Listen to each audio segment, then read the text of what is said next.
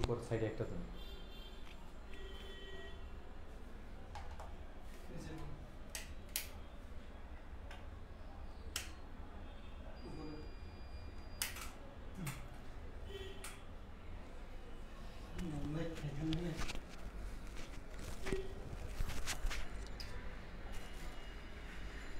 এখান থেকে দিলে ওইটা তাক মারে।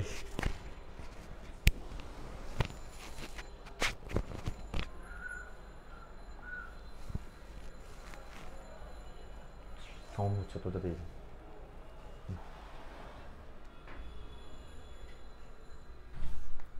আচ্ছা, সবাইকে আবারও হচ্ছে স্বাগতম আমাদের ক্লাসে। দুঃখিত, আমি অলরেডি কমেন্ট করে গিয়েছিলাম যে আমাদের ইলেকট্রিসিটি প্রবলেমের কারণে হচ্ছে আমাদের লাইভটা কেটে গিয়েছে, তার জন্য আন্তরিকভাবে দুঃখিত। সো যারা যারা একটু আগে ক্লাসে ছিলেন প্লিজ কাইন্ডলি আবার হচ্ছে জয়েন হয়ে যান আমাকে, এবং সবাই যারা যারা ক্লাসে আছেন একটু কাইন্ডলি জানান যে ক্লাসটা ক্লিয়ারলি শোনা যাচ্ছে কিনা এবং হচ্ছে বোর্ড ক্লিয়ারলি দেখা যাচ্ছে কিনা, এভরিথিং ডান কিনা। সো আমরা এখন আবার স্টার্ট করব আমাদের ক্লাসটা।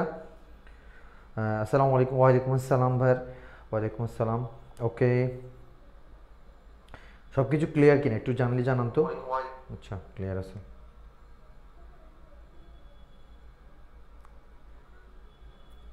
ওকে, সো হচ্ছে আমরা আমাদের ক্লাসটা স্টার্ট করি এখন। একটু দেখি আমরা সবাই, সেটা হচ্ছে আমরা এই চ্যাপ্টারে যেটা বলেছিলাম হচ্ছে যে কোনো সম্পদ হচ্ছে তার ব্যবহার করলে তার মূল্যটা হ্রাস পায়। এই যে ব্যবহার করলে তার মূল্যটা হ্রাস পায়, এই হ্রাস পাওয়াটাকে বলা হচ্ছে অবচয়। দৃশ্যমান সম্পত্তি, একটু সবাই কাইন্ডলি একটু খেয়াল করেন, দেখেন দৃশ্যমান সম্পদ, একটু সবাই খেয়াল করেন। দৃশ্যমান সম্পদ এবং কি অদৃশ্য, এখান থেকে এমসিকিউ আসবে, যেহেতু আমাদের 6 ইয়ার্স এক্সামে হচ্ছে এমসিকিউটা খুবই ইম্পর্টেন্ট। সো এখানে এমসিকিউ আসবে, এমসিকিউগুলোতে এই প্রশ্নগুলো থাকতে পারে। দেখেন দৃশ্যমান সম্পদে, হ্যাঁ, দৃশ্যমান সম্পদের যে হচ্ছে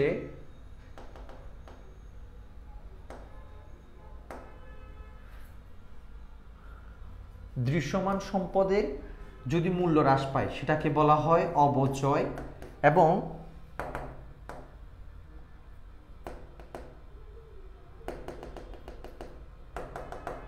অদৃশ্যমান সম্পদ, আচ্ছা, অদৃশ্যমান সম্পদের মূল্য হ্রাস পেলে তাকে বলা হয় অবলোপন। সবাই একটু কাইন্ডলি খেয়াল করেন, একটু খেয়াল করুন সবাই। তাহলে স্যার বলেন তো একটু কাইন্ডলি, দৃশ্যমান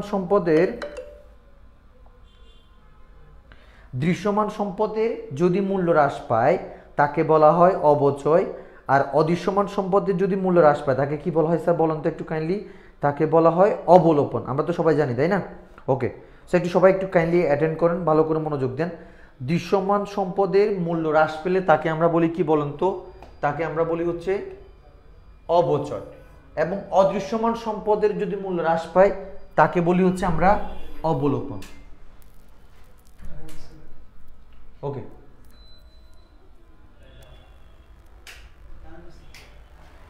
ওকে,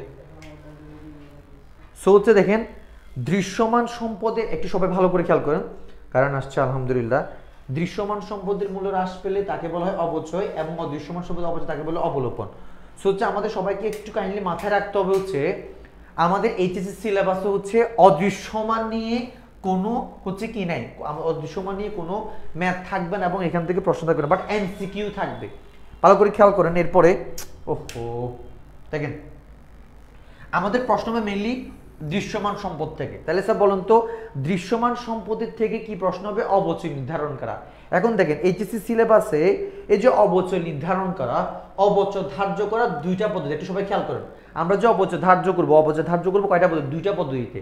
একটা হচ্ছে কি, একটু সবাই আমি একটু মুছে দিই, একটু সবাই খেয়াল করেন, আমি একটু মুছে দিই তাহলে সবাই বুঝতে পারবেন ভালো করে। এই যে অবচয় ধার্য করার দুইটা পদ্ধতি, আমাকে বলুন তো কোনটা কি কি বলুন তো স্যার কাইন্ডলি। অবচয় ধার্য করার কয়টা পদ্ধতি? দুইটা পদ্ধতি। একটা হচ্ছে কি, একটা হচ্ছে সরল রৈখিক পদ্ধতি,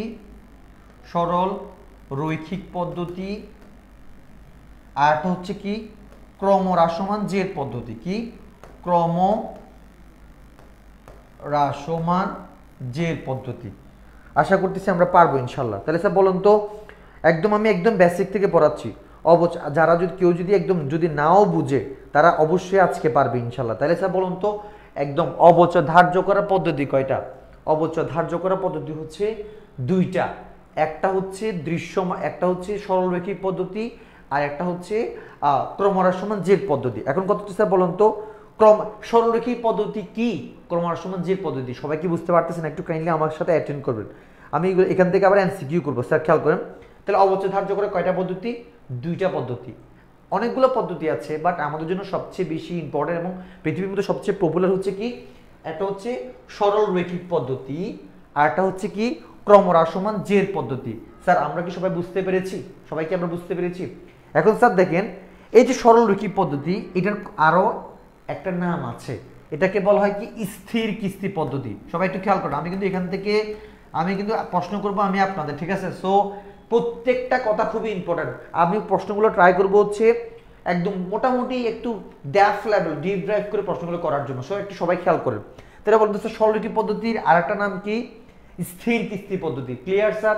এবার দেখেন ক্রমহ্রাসমান জের পদ্ধতি হচ্ছে, এটাকে আরেকটা নাম, সেটা হচ্ছে কি দ্বৈত ক্রমহ্রাসমান অথবা দ্বৈত ক্রমহ্রাসমান, দ্বৈত ক্রমহ্রাসমান। এটা এইটা হচ্ছে মেনলি আমাদের অবচয় ধার্য করা পদ্ধতি। Clear sir? ওকে, এবার খেয়াল করেন স্যার, আমরা এখন দেখব হচ্ছে এই যে ক্রমহ্রাসমান জের পদ্ধতি, ক্রমহ্রাসমান জের পদ্ধতিতে খেয়াল করেন স্যার, একটু নামটা একটু ইয়েস, ওহো স্যার একটু খেয়াল করেন। এখন ক্রমহ্রাসমান জের পদ্ধতি এবং হচ্ছে, সবাই একটু আমাকে যদি কেউ না বোঝেন একটু প্রশ্ন করবেন, কেমন? একটু ভালো করে খেয়াল করেন। ক্রমহ্রাসমান জের পদ্ধতি এবং সরলরৈখিক পদ্ধতির মধ্যে পার্থক্য কি একটু দেখি। সবাই একটু ভালো করে, একদম ভালো করে তাকান, ভালো করে বোঝার চেষ্টা করেন।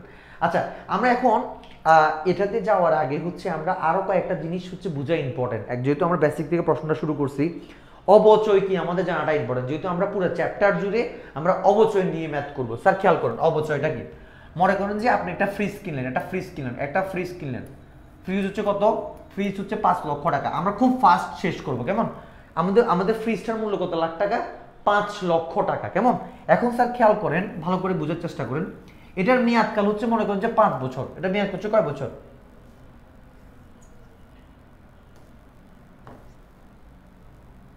এটার মেয়াদকাল হচ্ছে সাপোজ কত বছর? মেয়াদকাল হচ্ছে কয় বছর? 5 বছর। এখন আমি যদি আপনাদেরকে প্রশ্ন করি, স্যার বলেন তো 1 বছরের জন্য আমার কত টাকা গুনতে হচ্ছে? আমি অর্থাৎ 5 বছর পরে ফ্রিজটা নষ্ট হয়ে যাবে বা আমি চালাইতে পারবো না।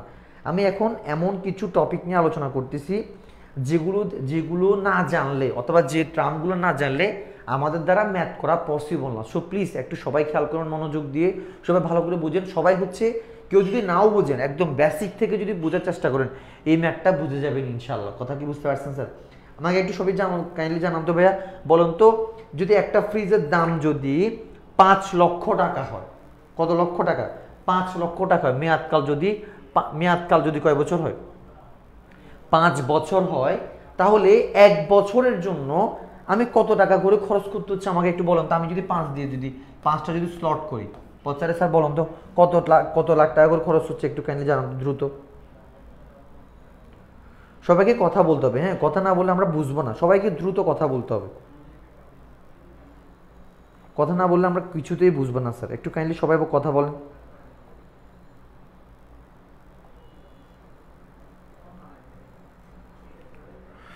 ওকে, তাহলে স্যার এই যে আফরিন ফারহানা ঋতু বলছে হচ্ছে 1 লক্ষ টাকা। Very good. একটু আগে লাইভটা হচ্ছে জান্নাতুল ফারদৌস ফাহমি হচ্ছে 1 লক্ষ টাকা। ওকে, আর তৌফিক হোসেন বলছে 1 লক্ষ টাকা। Very good. এভাবে প্রশ্ন করতে, মাশাআল্লাহ, এই যে 1 লক্ষ টাকা। ওকে, তাহলে স্যার বলুন তো প্রত্যেকটা পোর্শনের জন্য আমার কয় লাখ টাকা করে লাগবে? আমার এই যে 1 লক্ষ টাকা করে লাগবে, 1 লাখ টাকা লাগবে। আমি এখানে এল দিলাম, এল মানে লাখ টাকা, যেহেতু আমার জায়গা নেই। কথা কি সবাই বুঝতে পারছেন? আমি এখন এখানে এমন কিছু হচ্ছে শব্দাবলী আমরা বলতেছি, মানে ডিসকাস যেগুলো করে আমাদের ম্যাথে হেল্প করবে। তাই স্যার বলেন তো আমার এই 5 লক্ষ টাকাটা 5 বছরের মধ্যে, যে এখানে যদি আমি যে এটা হচ্ছে প্রথম বছর, দ্বিতীয় বছর, তৃতীয় বছর, চতুর্থ বছর, পঞ্চম বছর, তাই না স্যার? এই যে 5টা বছরের মধ্যে আমার হচ্ছে এই 5 লক্ষ টাকাটা শেষ হয়ে যাচ্ছে। সবাই কি বুঝতে পারছেন স্যার? বলেন তো এই যে আমাদের ক্রয় মূল্যটা প্রত্যেকটা বিভিন্ন বছরের মধ্যে বন্টন হয়ে যাচ্ছে, এই জন্য অবচয়কে বলা হয় বন্টন, ব্যয় বন্টন প্রক্রিয়া। সবাই একটু এটাকে হ্যান্ড নোট করেন, সবাই দ্রুত একটু হ্যান্ড নোট করেন। অবচয় একটা কি স্যার বলুন তো, একটু সবাই হ্যান্ড নোট করেন। অবচয়, অবচয় এখান থেকে এমসিকিউ আসবে মাস্ট, এটা মাস্ট, এটা খেয়াল রাখছি। অবচয় একটি ব্যয় বন্টন প্রক্রিয়া, ব্যয় বন্টন প্রক্রিয়া, এখান থেকে এমসিকিউ আসবে ব্যয় বন্টন প্রক্রিয়া। তাহলে স্যার পারা যাবে অবচয় কেন, অবচয়কে কেন ব্যয় বন্টন প্রক্রিয়া বলা হয়? পারা যাবে তো ইনশাল্লাহ। কারণ দেখেন আমার যে ক্রয় মূল্য, ক্রয় মূল্যটা বিভিন্ন বছরের মধ্যে ভাগ হয়ে যাচ্ছে, বন্টন হয়ে যাচ্ছে, এই জন্য এটাকে বলা হয় এটি একটি ব্যয় বন্টন প্রক্রিয়া। আশা করতেছি ইনশাল্লাহ আমরা অবচয় কি পারবো। এখন স্যার খেয়াল করেন, আমরা এখন আমাদেরকে কিছু জিনিস জানতে হবে, একটু সবাই খেয়াল করেন। আমাকে অবচয় বুঝতে হবে, তারপর পুঞ্জীভূত অবচয় সম্পর্কে জানতে হবে। একটু সবাই খেয়াল করেন স্যার, এখান থেকে এমসিকিউ আসবে, খুব টাফ টাফ এমসিকিউ। পুঞ্জীভূত অবচয় জানতে হবে, কেমন? এরপরে স্যার খেয়াল করেন, এরপরে আমাকে জানতে হবে 3 নাম্বারে জানতে হবে কি হচ্ছে অবচয় যোগ্য মূল্য জানতে হবে। অবচয় যোগ্য মূল্য কি সেটা জানতে হবে। এরপরে আমাকে জানতে হবে কি জানেন, আমাকে জানতে হবে কি পুস্তক মূল্য বা বই মূল্য। কি স্যার? পুস্তক মূল্য বা বই মূল্য, পুস্তক মূল্য বা বই মূল্য। 5 নম্বরে আমাকে জানতে হবে হচ্ছে কি জানতে হবে? অবচয়, পুঞ্জীভূত অবচয়, ভগ্নাবশেষ মূল্য, খুবই ইম্পর্টেন্ট, ভগ্নাবশেষ মূল্য। একটু সবাই কষ্ট করে এগুলো একটু খেয়াল করেন, আমি এগুলো নিয়ে অনেক কথাবার্তা বলবো ইনশাল্লাহ। একটু সবাই খেয়াল করেন, একটু সবাই ভালো করে মনোযোগ দিয়ে খেয়াল করেন।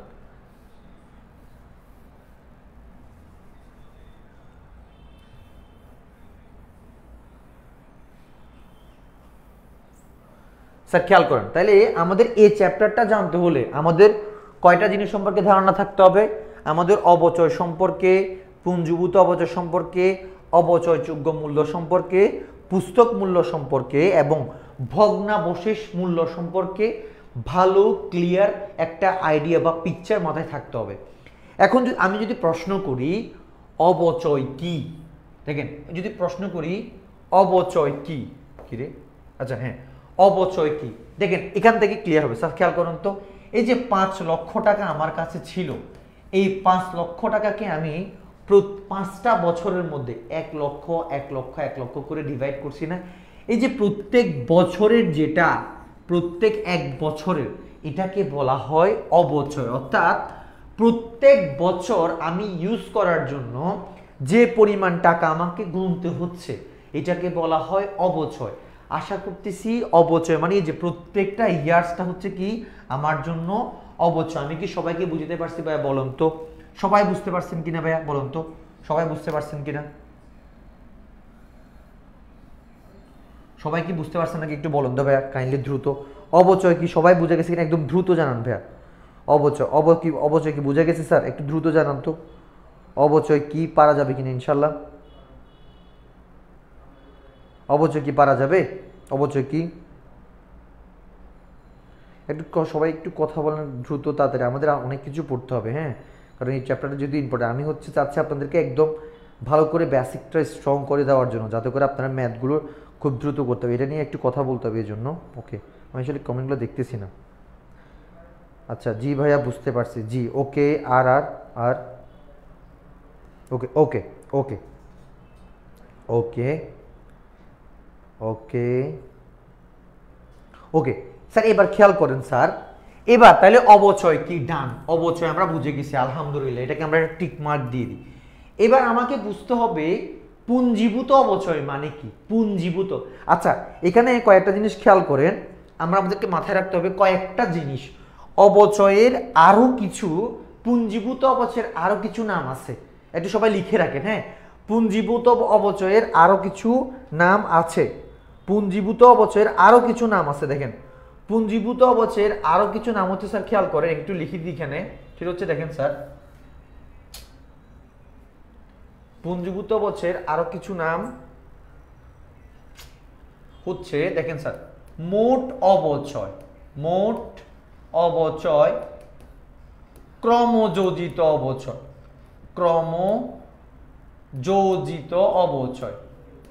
আর একটা হচ্ছে কি অবচয় সঞ্চিতি, অবচয় সঞ্চিতি। সবাই কি পারা যাবে? দেখেন স্যার এগুলো এমসিকিউতে আসবে স্যার। এই পুঞ্জীভূত অবচয়ের কয়েকটা নাম, পুঞ্জীভূত অবচয়ের কয়েকটা নাম কি বলেন স্যার দ্রুত? একটা হচ্ছে কি মোট অবচয়, একটা হচ্ছে ক্রমযোজিত অবচয়, একটা হচ্ছে অবচয় সঞ্চিতি। পারা যাবে সবাই বলেন তো? পারা যাবে কিনা ইনশাআল্লাহ? বলেন তো পারা যাবে কিনা? দ্রুত আমাকে বলেন তো দ্রুত। স্যার পারা যাবে ইনশাআল্লাহ? স্যার বলেন তো পুঞ্জীভূত অবচয়ের কয়েকটা নাম? মোট অবচয়, ক্রমযোজিত অবচয়, অবচয় সঞ্চিতি। এখন আমাদেরকে বুঝতে হবে হচ্ছে মোট অবচয় কি, পুঞ্জীভূত অবচয় মানে কি। এবার খেয়াল করেন স্যার, এ সময় একটু দ্রুত একটু খেয়াল করেন, বুঝে যাবে ইনশাআল্লাহ। এক বছরের যদি হয়, এক বছরে এটাকে বলা হয় অবচয়। মনে করছেন, মনে করেন মেশিনটা আমি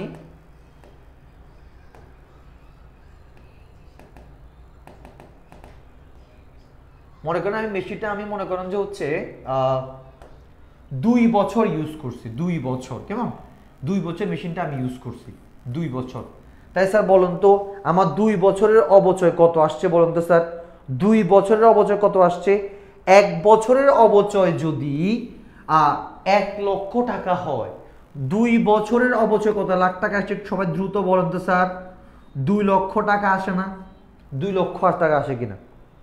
1 বছরের অবচয় যদি 1 লক্ষ টাকা হয়, 2 বছরের অবচয় কত লাখ টাকা আসে? 2 বছরের অবচয় 2 লাখ টাকা আসে। সিম্পল। সবাই কি বুঝে পারা যাবে ইনশাল্লাহ? একটু দ্রুত বলুন তো ভাইয়া। 1 বছরের অবচয় যদি 1 লক্ষ টাকা হয়, 2 বছরের অবচয় কত লাখ টাকা আসে? 2 বছরের অবচয় 2 লাখ টাকা আসে। Very good. এই যে আমি যত বছর ইউজ করছি তার জন্য যে অবচয়টা হয়, এটাকে বলা হয় মোট অবচয় বা পুঞ্জীভূত অবচয়। এটাকে আমি শর্টকাটে সবাইকে বলি মনে রাখার জন্য, পুঞ্জীভূত অবচয় মানে হচ্ছে ইউজড পার্টটা। পুঞ্জীভূত অবচয় মানে কি স্যার বলুন তো? ইউজড পার্টটা। আমরা কি স্যার চাইলে পারবো স্যার? পারা যাবে ইনশাল্লাহ।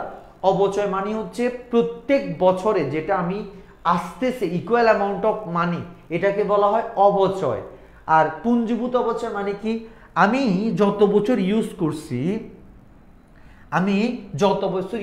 তার জন্য যে ব্যয়টা হয়, সবগুলো অবচয়কে মানে যত বছর ইউজ করছি, 1 বছর ইউজ করলে 1 লক্ষ টাকা, 2 বছর করলে 2 লক্ষ টাকা, 3 বছর করলে 3 লাখ টাকা, এটাকে বলা হয় পুঞ্জীভূত অবচয়। আশা করতেছি আমাদের কাছে ক্লিয়ার হয়ে গেছে ইনশাল্লাহ। পারা যাবে তো বলুন তো স্যার? বলুন তো পারা যাবে তো ইনশাল্লাহ, তাই না? পুঞ্জীভূত অবচয় মানে পারা যাবে। এবার স্যার বলুন তো তাহলে পুঞ্জীভূত অবচয় ডান, আলহামদুলিল্লাহ, এটাও ডান, অবচয়ও ডান, পুঞ্জীভূত অবচয় ডান। স্যার দেখেন এবার এই পুঞ্জীভূত অবচয়ের সঙ্গে আমার একটা জিনিস কানেক্টেড, সেটা হচ্ছে পুস্তক মূল্য বা বই মূল্য। এটাকে একটু স্টার মার্ক দেন, এটা খুবই ইম্পর্টেন্ট স্যার, এই জিনিসটা খুবই ইম্পর্টেন্ট। স্যার পারা যাবে পুঞ্জীভূত অবচয়ের সাথে কোনটা কানেক্টেড বলুন তো? পুস্তক মূল্য বা বই মূল্য। এখন কত হচ্ছে ভাই? পুস্তক মূল্য বা বই মূল্য কি মনে রাখবেন? এখান থেকে প্রশ্ন হবে এমসিকিউতে, এখান থেকে এমসিকিউ প্রশ্ন হবে। সবাই দ্রুত একটু মাথায় রাখবেন। দেখেন এখান থেকে এমসিকিউ প্রশ্ন হবে স্যার, এখান থেকে এমসিকিউ প্রশ্ন হবে, একটু সবাই মাথায় রাখবেন। একটু মুছে দিই।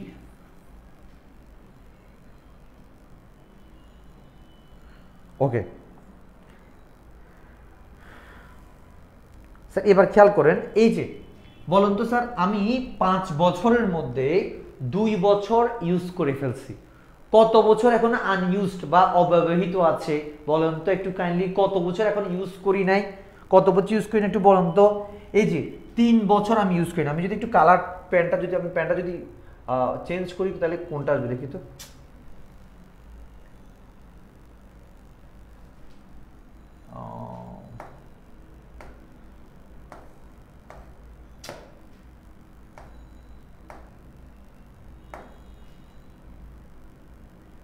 তো এখানে হচ্ছে ওকে গুড, ভেরি গুড। অনেকেই মাশাআল্লাহ উত্তর দিয়ে দিয়েছে 3 বছর 3 বছর 3 বছর, মাশাআল্লাহ। এই 3 বছর আসতেছে, এই 3 বছর, তাই না স্যার? 3 বছর, এগুলো হচ্ছে আনইউজড, এগুলো হচ্ছে ইউজড, আনইউজড। কেমন? এই আনইউজড যেটা আমি এখনো ইউজ করি না, আনইউজ কত টাকা? তাহলে স্যার 2 বছর ইউজ করলে কত টাকা আসে? 2 লাখ টাকা আসে ইউজটা। আর আনইউজ কত টাকা আসে বলেন তো? আনইউজ টাকা আসে হচ্ছে 3 লক্ষ টাকা। এই আনইউজ যে পার্টটা, এটাকে মেইনলি বলা হয় পুস্তক মূল্য বা বহি মূল্য। আশা করতেছি ইনশাল্লাহ আমরা পারবো, পুস্তক মূল্য বা বই মূল্য। তাহলে স্যার আজকের পর থেকে ইনশাল্লাহ পুস্তক মূল্য কি বা বই মূল্য কি, পুঞ্জীভূত অবচয় কি, অবচয় কি, আমাদের কখনো কি ভুলা কি সম্ভব? আশা করতেছি আজকে ক্লাসটা যারা করছে তাদের পক্ষে ভুলা সম্ভব না। আমরা কি পারবো ইনশাল্লাহ? বলেন তো যারা যারা ক্লাসে আছেন একটু বলেন তো স্যার, আমরা যদি আবার একটু গো থ্রু দিই। আমার পুরো মেশিনটাকে আমি যখন বছরের মধ্যে ডিভাইড করব, প্রত্যেক বছরে যে ইকুয়াল অ্যামাউন্ট অফ মানি প্রত্যেক বছরের জন্য যে অবচয়টা হয় এটাকে বলা হচ্ছে অবচয়। এবং আমি যত বছর ইউজ করছি, ইউজ পার্টটা 2 বছর ইউজ করলে 1 লক্ষ টাকার একটা 1 বছর, যদি 2 বছরকে 2 লাখ টাকা, এই ইউজ পার্টটা হচ্ছে আমার যে পুঞ্জীভূত অবচয়। 1 বছরেরটা সবসময় অবচয়, আর যত বছর ইউজ করি সবগুলো বছরের অবচয়ের সমষ্টি হচ্ছে পুঞ্জীভূত অবচয়। কথা বুঝতে পারছেন স্যার? আর যত বছর ইউজ করি নাই, যেমন এই প্রশ্নের মধ্যে আমরা 2 বছর ইউজ করছি, 3 বছর ইউজ করি নাই, এটাকে বলা হয় আনইউজড। যেটা আনইউজড মনে কিভাবে রাখবেন? আনইউজড যেটা ইউজ করি না সেটা হচ্ছে কি পুস্তক মূল্য বা হচ্ছে বহি মূল্য। ঠিক আছে স্যার? সবাই পারবো ইনশাল্লাহ? বলেন তো পারবো কিনা? পারা যাবে তো ইনশাল্লাহ? আর কখনো কনফিউশন থাকবে কিনা বলেন তো স্যার? কনফিউশন থাকবে? পুস্তক মূল্য, বহি মূল্য, এর মধ্যে কোনো ঝামেলা থাকবে? মনে রাখবেন এগুলো যারা বুঝবেন তাদের এমসিকিউ তাদের জন্য খুবই খুবই ইজি এবং ক্লিয়ার। পারা যাবে তো ইনশাল্লাহ? ওকে ওকে স্যার, এবার তাইলে খেয়াল করেন, তাইলে পুস্তক মূল্য কি বা বহি মূল্য কি পারা যাবে। আমাদের মনে রাখবেন যে আমাদের প্রায় মনে করেন যে আমাদের এই যে এইবারের যাত্রা প্রায় মোটামুটি 60% ডান আলহামদুলিল্লাহ। আমরা এখন প্রত্যেকে হচ্ছে মোটামুটি কোনটা কি সেটা আমরা সবাই জানি, মানে হচ্ছে কোনটার নাম কি আমরা সবাই জানি। ক্লিয়ার? এবার আমরা দেখাবো এই যে মনে রাখবেন পুস্তক মূল্য বা বহি মূল্য এগুলোর কাজ কি। আচ্ছা, এর মধ্যে এবার আমি একটু করে বলে দিই অবচয়যোগ্য মূল্য কি আর ভগ্নাবশেষ মূল্য কি। স্যার খেয়াল করুন, আচ্ছা এখানের মধ্যে পুস্তক মূল্য নিয়ে মাঝে মাঝে এমসিকিউ হতে দেখা যায়, সবাইকে একটু করে বলে দিই। স্যার বলেন তো তাহলে একটা মেশিনের যে ক্রয় মূল্য, একটা খেয়াল করুন, একটা মেশিনের ক্রয় মূল্য 5 লাখ টাকা ছিল। প্রত্যেকটা মেশিনের ক্রয় মূল্যের 2টা পার্ট থাকে। খেয়াল করুন কয়টা পার্ট? 2টা পার্ট থাকে। একটা হচ্ছে কি স্যার বলুন তো ইউজড, আর একটা হচ্ছে আনইউজড। আমরা কি সবাই বুঝতে পারছি? একটা মেশিনের ক্রয় মূল্য অথবা হচ্ছে যে কোনো কিছু কয়টা পার্ট থাকে বলুন তো? কয়টা পার্ট থাকে? একটা মেশিনের ক্রয় মূল্য, একটা মেশিনের ক্রয় মূল্যের কয়টা পার্ট থাকে? 2টা পার্ট থাকে। একটা হচ্ছে ইউজড আর একটা হচ্ছে আনইউজড। এই যে ইউজড পার্টটা সবাই মাথায়, তাহলে বলতে একটা মেশিনের ক্রয় মূল্যের কয়টা পার্ট থাকে? ক্রয় মূল্যের কয়টা পার্ট থাকে? ক্রয় মূল্যের 2টা পার্ট থাকে। কেমন? ক্রয় মূল্যের কয়টা পার্ট থাকে? 2টা পার্ট থাকে। Clear sir? একটা হচ্ছে স্যার কি বলুন তো ইউজড, আর একটা হচ্ছে কি আনইউজড। একটা হচ্ছে কি ইউজড আর একটা হচ্ছে আনইউজড। তাহলে স্যার বলুন তো ইউজ পার্টটার নাম কি? আমরা একটু আগে পড়িয়েছিলাম, মনে আছে? ইউজ পার্টটার নাম কি সবাই বলুন তো? যারা যারা ছিলেন আমাদের ক্লাসে পারার কথা ইনশাআল্লাহ। ইউজ পার্টটার নাম কি সবাই বলুন তো? ইউজ পার্টটার নাম হচ্ছে পুঞ্জীভূত অবচয়। পুঞ্জীভূত অবচয়। কেমন? পারা যাবে তো ইনশাআল্লাহ, তাই না? এবার আনইউজ কোনটা ছিল স্যার? আনইউজ পার্টটার নাম কি সবাই একটু দ্রুত বলুন তো? ইউজ পার্টটার যদি পুঞ্জীভূত অবচয় হয়, আনইউজ পার্টটার নাম কি সবাই দ্রুত জানান? আনইউজ পার্টটার নাম কি ছিল? একটু আগে পড়িয়েছি, আনইউজ পার্টটার নাম হচ্ছে কি পুস্তক মূল্য। কেমন স্যার? পারা যাবে তো ইনশাআল্লাহ, তাই না? আশা করছি ইনশাআল্লাহ আল্লাহ তাআলা আমাদেরকে হেল্প করবে, আমরা কখনোই এটা ভুলবো না। কেমন? তাহলে স্যার বলেন তো আমাদের ক্রয় মূল্যের 2টা পার্ট, একটা হচ্ছে পুঞ্জীভূত অবচয় আর একটা হচ্ছে কি একটা হচ্ছে পুঞ্জীভূত অবচয় আর একটা হচ্ছে পুস্তক মূল্য। আমরা কি পারবো ইনশাআল্লাহ? Good, very good. তাহলে স্যার আমরা যদি একটু সিম্পলিফাই করি, আমি যদি আপনাদেরকে যদি একটু করে বুঝাই, সেটা হচ্ছে খেয়াল করেন, আমি যদি বলি এমসিকিউতে যদি আসে পুঞ্জীভূত অবচয় বের করো। তাহলে স্যার বলুন তো ক্রয় মূল্যের মধ্যে কয়টা জিনিস আছে? দুইটা জিনিস। ক্রয় মূল্যের মধ্যে কয়টা জিনিস থাকবে? দুইটা জিনিস থাকবে। একটা হচ্ছে পুঞ্জীভূত অবচয়, একটা হচ্ছে পুস্তক মূল্য। তাহলে স্যার এখান থেকে সূত্র খেয়াল করেন, কিভাবে সূত্র বানানো যায় ম্যাজিক্যাল ওয়েতে স্যার খেয়াল করেন। তাইলে আমি যদি বলি পুঞ্জীভূত অবচয় বের করো, তাহলে তখন কি করবেন আপনি? ছোটবেলায় আমরা শিখছিলাম এই যে ক্রয় মূল্য থেকে আমি যদি পুস্তক মূল্য যদি বাদ দিই, তাহলে কি পাবো বলেন তো? ক্রয় মূল্য থেকে পুস্তক মূল্য বাদ দিলে কি পাবো? পুঞ্জীভূত অবচয়। পাবো কিনা বলেন সবাই? পাবো কিনা ইনশাল্লাহ? ক্রয় মূল্য থেকে, সূত্র নিজে নিজে বানাচ্ছি, নিজে নিজে সূত্র বানাবেন। ক্রয় মূল্য থেকে পুস্তক মূল্য বাদ দিলে কি পাওয়া যায়? ক্রয় মূল্য থেকে পুস্তক মূল্য বাদ দিলে পুঞ্জীভূত অবচয় পাওয়া যায়, ঠিক কিনা? এবার দেখেন, এবার সিমিলারলি দেখেন স্যার, ক্রয় মূল্য থেকে আমি যদি পুঞ্জীভূত অবচয় বাদ দিই, তাহলে কি পাওয়া যায়? পুস্তক মূল্য পাওয়া যায়। তাহলে স্যার বলুন তো, এখান থেকে প্রশ্ন আসতে পারে পুস্তক মূল্যের সূত্র কি পারা যাবে? আজকে প্র্যাকটিক্যাল এক্সাম্পলটা সবাই দেখছেন।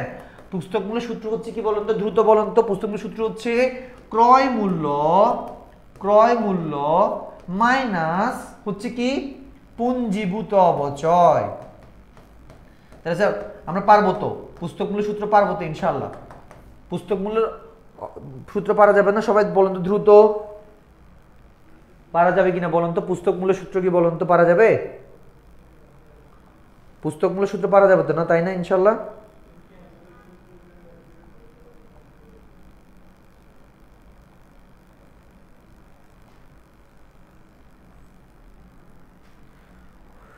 ওকে, এবার স্যার খেয়াল করেন তাহলে আমাদের মনে করি তাহলে পুস্তক মূল্য, ভগ্নাবশেষ মূল্য সবগুলো আলহামদুলিল্লাহ ডান, তাই না?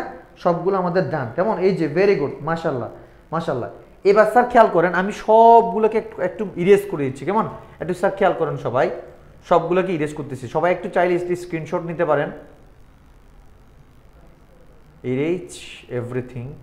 ওকে, এবার খেয়াল করেন স্যার, ভালো করে খেয়াল করেন স্যার। এই যে আমরা এতক্ষণ করে বললাম, অবচয় নিয়ে কথা বললাম, অবচয় ধার্য করার দুইটা পদ্ধতি। আমি দুটোটা এখন লিখে দিচ্ছি এখানে, সবাই একটু খেয়াল করুন, সবাই একটু ভালো করে খেয়াল করুন ডিফারেন্সটা। অবচয় ধার্য করার দুইটা পদ্ধতি। একটা হচ্ছে কি সরল রৈখিক পদ্ধতি। কি স্যার বলুন তো? একটা হচ্ছে কি সরল রৈখিক পদ্ধতি। সরল রৈখিক পদ্ধতি, একটু সবাই খেয়াল করুন, সরল রৈখিক পদ্ধতি। আর একটা হচ্ছে কি বলুন তো ভাইয়া? আর একটা হচ্ছে ক্রমহ্রাস সমান জের পদ্ধতি। ক্রমহ্রাস সমান জের পদ্ধতি। ওকে স্যার, এবার একটু খেয়াল করেন, আমি জাস্ট আপনাদেরকে সিম্পলি বুঝতে চাই সরল রৈখিক পদ্ধতি এবং ক্রমহ্রাস সমান জের পদ্ধতির মধ্যে আসলে মূল পার্থক্যটা কি, সেটা আমরা যদি বের করি। কেমনে একটু বের করি তো দেখেন স্যার, খেয়াল করেন। মনে করেন যে একটা মেশিনের মূল্য হচ্ছে 2 লাখ টাকা ধরলাম। কয় লাখ টাকা স্যার বলুন তো? 2 লাখ টাকা ধরলাম। খেয়াল করেন স্যার, 2 লক্ষ টাকা ধরলাম।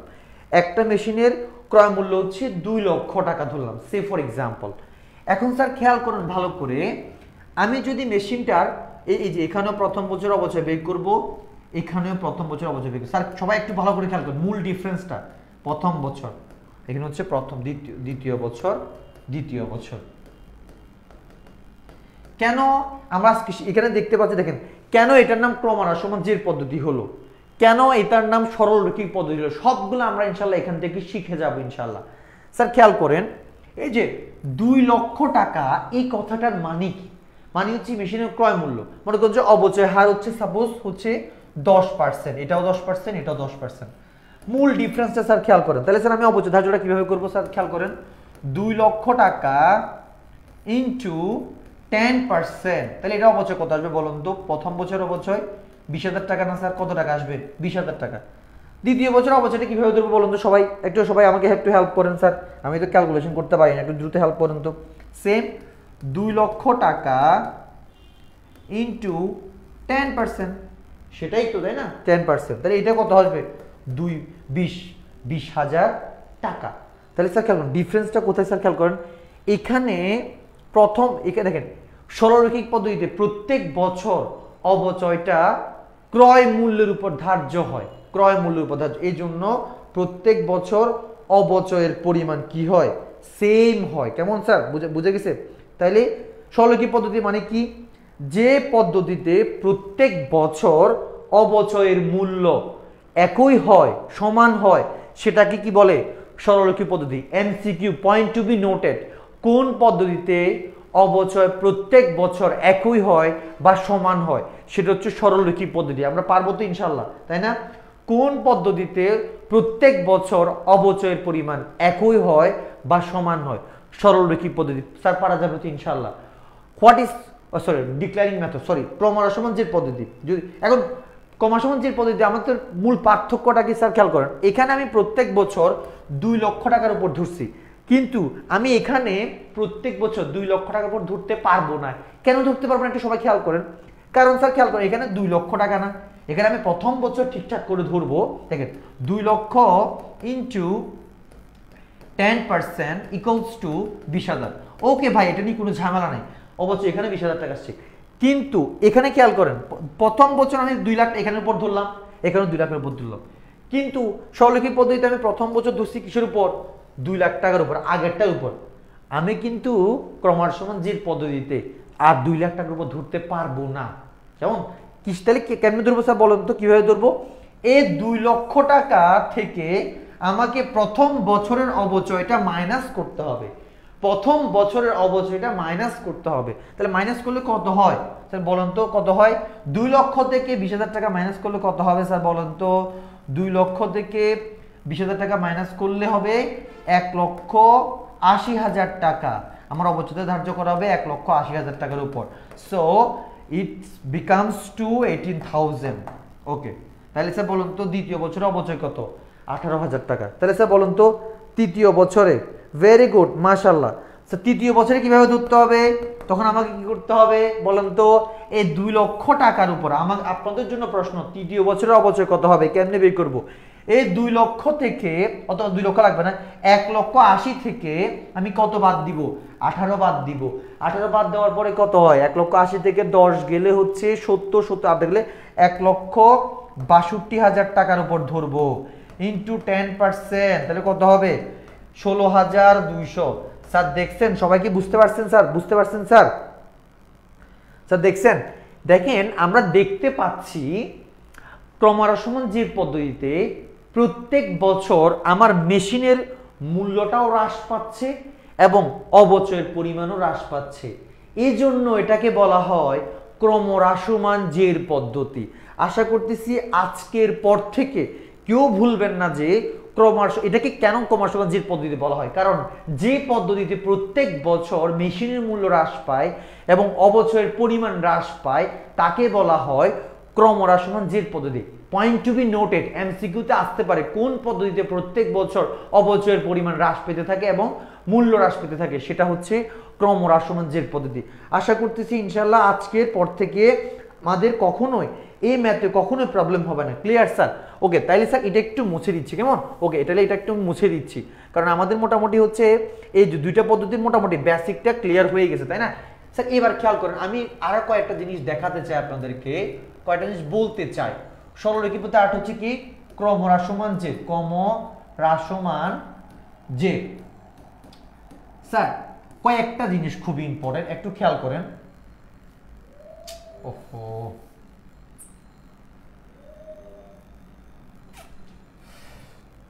ওকে স্যার খেয়াল করেন, সরলরৈখিক পদ্ধতি বা ক্রমহ্রাসমান-জের পদ্ধতি। স্যার এখান থেকে কিছু এমসিকিউ আসবে, একটা জিনিস খেয়াল করেন। এই পদ্ধতি ক্রমহ্রাসমান-জের পদ্ধতিতে আমার অবচয় ধার্য করা হয় পুস্তক মূল্যের উপর বা হচ্ছে বই মূল্যের উপর। এখন আপনি আমাকে প্রশ্ন করতে পারেন, স্যার কিভাবে? এগুলো এমসিকিউর জন্য, সবাই একটু লিখে রাখেন কাইন্ডলি। আমি আবারও বলতেছি, ক্রমহ্রাসমান-জের পদ্ধতিতে প্রত্যেক বছর অবচয় ধার্য করা হয়, প্রথম বছর ধার্য করা ক্রয় মূল্যের উপর, কিন্তু এর পরের বছর থেকে, দ্বিতীয় বছর থেকে পুস্তক মূল্য বা বই মূল্যের উপর। যদি বলেন কিভাবে হয়, একটু আগে আমরা দেখছি 2 লাখ টাকা থেকে 20,000 টাকা বের হয়েছে, 20,000, এই যে হ্যাঁ, এরপরে দ্বিতীয় বছর আমি কি করছি? 2 লক্ষ থেকে 20,000 টাকা মাইনাস করছি, 1,80,000। দ্বিতীয় বছরে 1,80,000 উপর ধরছি। এই যে 1,80,000, এটাকে মেনলি বলা পুস্তক মূল্য বা বহি মূল্য। এই জন্য যদি বলা কোন মূল্যে, কোন পদ্ধতিতে যে হচ্ছে অবচয় ধার্য করা হয় পুস্তক মূল্য বা বহি মূল্যের উপর, সেটা হচ্ছে কি বলেন তো? ক্রমহ্রাসমান-জের পদ্ধতি। আশা করতেছি একটা নোট ডান, কেমন? একটা নোট আলহামদুলিল্লাহ ডান, আমরা পারবো। এবার প্রশ্ন হচ্ছে, এবার এখানে নিয়ে একটু করে কথা বলি, এটা নিয়ে একটু বলি, ভগ্নাবশেষ মূল্য নিয়ে একটু কথা বলি। স্যার খেয়াল করেন, ভগ্নাবশেষ মূল্যটা খুবই ইম্পর্টেন্ট। ভগ্নাবশেষ মূল্য ধরো দেখেন, ভগ্নাবশেষ মূল্যটা খুবই খুবই ভগ্না একটু ভাই আমি তো ক্লাস 8 করেছি, একটু দাঁড়ান না, এরকম করতেছেন কেন? দেখেন আমি তো ক্লাসই নিতে পারি না ভালো করে। ভগ্নাবশেষ মূল্য,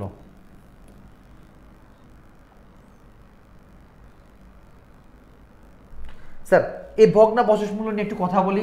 ভগ্নাবশেষ মূল্য কি? আমরা জানি একটা মেশিনের কার্যকরী আয়ুষ্কাল বা হচ্ছে মেয়াদকাল শেষ হওয়ার পরেও ওই মেশিনটার যে মূল্য থাকবে ওটাকে বলে ভগ্নাবশেষ মূল্য। আমি এটা নিয়ে যদি একটু বাড়তি তথ্য দিই, ভগ্নাবশেষ মূল্যের আরো কয়েকটা নাম আছে, সেটা হচ্ছে উদ্ধার মূল্য বা হচ্ছে নিঃশেষিত মূল্য, বাট বেশিরভাগ টাইম আসে কি ভগ্নাবশেষ মূল্য। কথা বুঝতে পারছেন স্যার? এখন ভগ্নাবশেষ নিয়ে এমসিকিউ হয়। দেখেন কোন পদ্ধতিতে ভগ্নাবশেষ মূল্যকে বিবেচনা করা হয়, সেটা হচ্ছে সরলরৈখিক পদ্ধতি। বিবেচনা হয় কেমন? কথা বুঝতে পারছেন ভাই? আর এখানে কমার সমান জেরে বিবেচনা হয় না, বিবেচনা হয় না। স্যার পারা যাবে তো ইনশাল্লাহ, তাই না? বলুন তো, এই যে এই পদ্ধতিতে বিবেচনা হয়, কোন পদ্ধতিতে ভগ্নাবশেষ মূল্য বলুন তো বিবেচনা হয়? সেটা হচ্ছে কি সরল রৈখিক পদ্ধতি। আর কোন পদ্ধতিতে ভগ্নাবশেষ মূল্য বিবেচনা হয় না, সেটা হচ্ছে ক্রমহ্রাস সমান জের পদ্ধতি। এই জিনিসটা খুবই ইম্পর্টেন্ট। এখন স্যার বিবেচনা বলতে কি বুঝেন? আমরা অনেকেই জানি কথাটার মানেটা কি। বিবেচনা বলতে বোঝায় আমার যে মেশিনের ক্রয় মূল্য অবচয় ধার্য করার ক্ষেত্রে সরলরৈখিক পদ্ধতিতে মেশিনের ক্রয় মূল্য থেকে ভগ্নাবশেষ মূল্যটা বিয়োগ করে যেটা থাকে এটাকে বলে অবচয়যোগ্য মূল্য। কেমন স্যার? পারা যাবে? একটু আগে পড়াইছি ক্রমহ্রাস সমান জের পদ্ধতিতে অবচয় ধার্য করা হয় পুস্তক মূল্যের উপর বা বই মূল্যের উপর, আমি একটু আগে পড়াইছি। কেমন? এরপরে স্যার খেয়াল করেন এখানের ক্ষেত্রে কি দেখেন, সরলরৈখিক পদ্ধতিতে তাহলে অবচয় কিসের উপর ধার্য করা হয়? সরলরৈখিক পদ্ধতিতে অবচয় ধার্য করা হয় অবচয়যোগ্য মূল্যের উপর। এখানে ধরা হয় পুস্তক মূল্য, একটু সবাই লিখে রাখেন, এখানে ধরা হয় পুস্তক মূল্যের উপর। কেমন স্যার? কেমন স্যার? পারা যাবে তো ইনশাল্লাহ? এর এখানে ধরা হয় কিসের উপর বলুন তো? এখানে ধরা হয় অবচয়যোগ্য মূল্যের উপর। অবচয়যোগ্য মূল্য কি? পারা যাবে তো, তাই না ইনশাল্লাহ? অবচয়যোগ্য মূল্য মানে হচ্ছে ক্রয় মূল্য থেকে ভগ্নাবশেষ মূল্য বাদ দিলে যেটা হয় এটাকে বলে অবচয়যোগ্য মূল্য। তাহলে স্যার অবচয়যোগ্য মূল্য মানে কি? অবচয়যোগ্য মূল্য মানে হচ্ছে ক্রয় মূল্য থেকে ভগ্নাবশেষ মূল্য বাদ দিলে যে মূল্য থাকে ওটাকে বলা হয় অবচয়যোগ্য মূল্য। আমরা কি পারবো ইনশাল্লাহ? বলুন তো পারবো কিনা? স্যার পারা যাবে কিনা বলুন তো ইনশাল্লাহ? পারা যাবে? পারা যাবে তো, তাই না? অবচয়যোগ্য মূল্য কি পারা যাবে তাই না? ওকে, তাহলে স্যার অবচয়যোগ্য মূল্য মানে কি? ক্রয় মূল্য থেকে ভগ্নাবশেষ মূল্য বাদ দিলে যেটা হয় সেটা হচ্ছে অবচয়যোগ্য মূল্য। আর ক্রমহ্রাস সমান জের পদ্ধতি মানে হচ্ছে এখানের মধ্যে আমরা যে আর কেন ভগ্নাবশেষ মূল্য কোন পদ্ধতিতে বিবেচনা হয়? এটাতে বিবেচনা হয়, এটাতে বিবেচনা হয় না। আশা করতেছি আমরা ইনশাল্লাহ পারা যাবে। পারা যাবে তো ইনশাল্লাহ? বলেন তো। এবার দেখেন আমরা একটু পরে ইকোনমিক্স ক্লাস হবে, আমি জাস্ট আরেকটুখানি বুঝাই দিই, এরপরে আমার ক্লাসটা শেষ করতে। আমি তো ক্লাস একদম সুযোগই পাইনি কারেন্টের জন্য। দেখেন এখানে খুবই ইম্পর্টেন্ট, এখান থেকে অনেকে প্রশ্ন অনেকে পারে না, সেটা হচ্ছে দেখেন এই যে বিক্রয়জনিত লাভ বা ক্ষতি, বলুন তো এটাতে কার কার সমস্যা আছে? আমি জানি এটা অনেক প্রবলেম থাকবে। বিক্রয়জনিত লাভ বা ক্ষতি, এটাতে কার কার সমস্যা দ্রুত বলেন, আমাদের ক্লাস শেষ করতে হবে। একটু পরে হচ্ছে আমাদের আসবে এই যে আনোয়ার ভাই ক্লাস আছে ইকোনমিক্স, তো সবাই একটু দ্রুত জানান বিক্রয়জনিত লাভ বা ক্ষতিতে কার কার প্রবলেম আছে? বিক্রয়জনিত লাভ বা ক্ষতিতে কার কার সমস্যা আছে? একটু দ্রুত জানান তো, দ্রুত। বিক্রয়জনিত লাভ বা ক্ষতিতে কার কার প্রবলেম আছে? একটু দ্রুত জানান তো ভাইয়া। দেখেন প্রথম হচ্ছে দেখেন একটু সবাই জানান দ্রুত কার কার সমস্যা আছে? একটা হচ্ছে দেখেন প্রথম স্টেপ ক্রয় মূল্যের সঙ্গে দেখেন এই যে দেখেন পুস্তক মূল্যের সাথে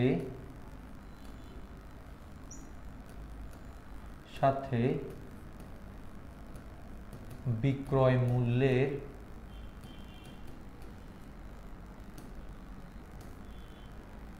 তুলনা করতে হয়